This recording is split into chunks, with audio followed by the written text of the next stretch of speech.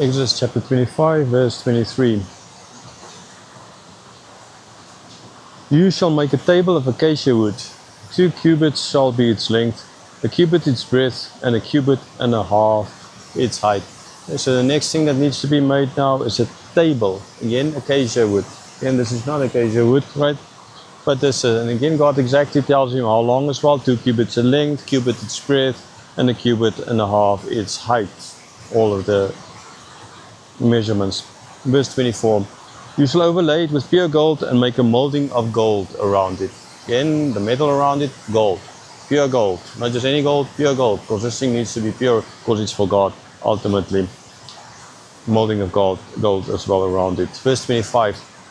And you shall make a rim around it and a handbreadth wide and a molding of gold around the rim. So again, there needs to be this rim that is around it. The how wide, the hand breadth wide, and around the rim as well a molding of gold. Finest details. Verse 26. And you shall make for it 4 rings of gold, and fasten the rings to the 4 corners at its 4 legs.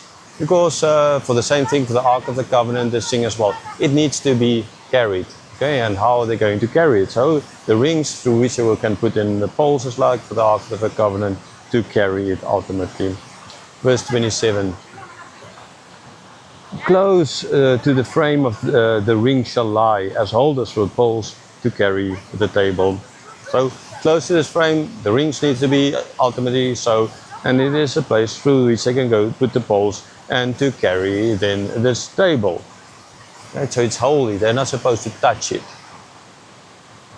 Verse 28. You shall make the poles of acacia wood and overlay them with gold, and the table shall be carried with these.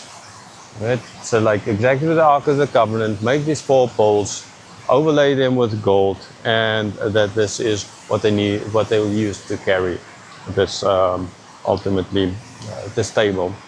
Verse 29. And you shall make its plates and dishes for incense, and its flagons and bowls with which to pour drink offerings. You shall make them of pure gold. So with the table, understandably with the table comes the idea of utensils, so the plates and cups and stuff like that, as we're going to see years later on. Belshazzar is going to drink of the golden cup, and that's going to be the last thing he does. Okay. So this is in all, again, it's for drink offerings, needs to be made of pure gold. The plates, the dishes for the incense, right, burn incense as well. Verse 30.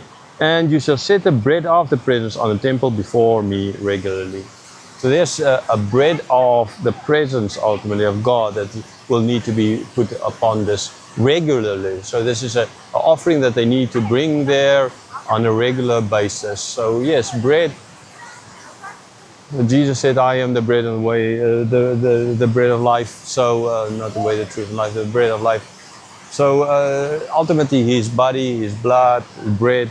And now this case is now real bread that need to be put on this table in a regular way, which is going to again symbolize the presence of God, God feasting with him, because they had a feast in the previous chapter after signing the covenant. A waterfall here in the park. Lots of beautiful places, ultimately, that one can go to.